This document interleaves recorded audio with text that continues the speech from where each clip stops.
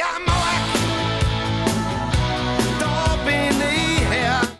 There's a fire burning out on the street. I can't bear to see.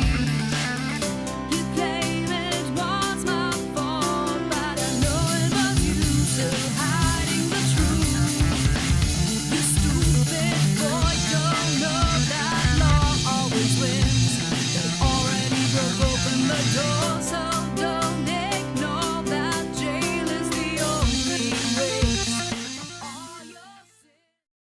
Grüße zurück zu Generation Zero und dieser kleinen Aufnahme heute am 18.04.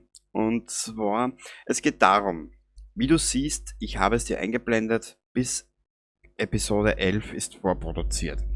Ab Episode 12 geht's mit einer neuen Aufnahme weiter und bis dahin habe ich eine Frage an dich. Vorab einmal an die Zuseher, die mich schon länger verfolgen. Und wenn du neu bist hier oder du kurz vorbeischaust oder sonstiges, weiß ich nicht, keine Ahnung, Christi. Ich habe eine Frage. Da ich ein Mensch bin, der sich nicht spoilern lässt, ich habe schon noch die Patch Notes so ein bisschen überflogen, beim letzten größeren Update mit den Widerstandsbasen hin und her, habe ich da mal eine Frage. Und zwar, wie ist denn das eigentlich mit den Widerstandsbasen auf der Scherengartenregion? Kann ich die ernst nehmen oder kann ich die gepflegt beiseite lassen? Weil wie du siehst, es sind ja hier mittlerweile 4 Rivalen am herum existieren. Eingeblendet habe ich es auch bereits.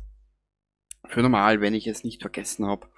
Und jetzt stellt sich nur die große Frage, soll ich diese 4 Rivalen gedeihen lassen auf Level 4 und mich schleichend durch die letzte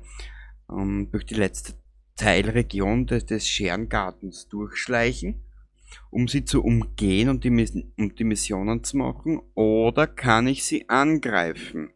Weil je mehr Rivalen, dass ich vernicht, umso niedriger ist ja die Stufen oder das Level, ne?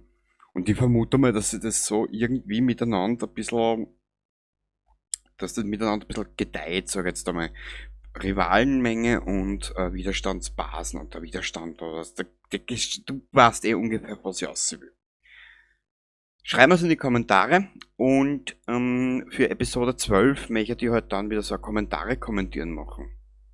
Genau. Schönen Montag noch, schönen Ostermontag noch und ich hoffe, dass die Feiertag schön verbracht. Dann schönen Abend noch. Bis zum nächsten Mal. Baba.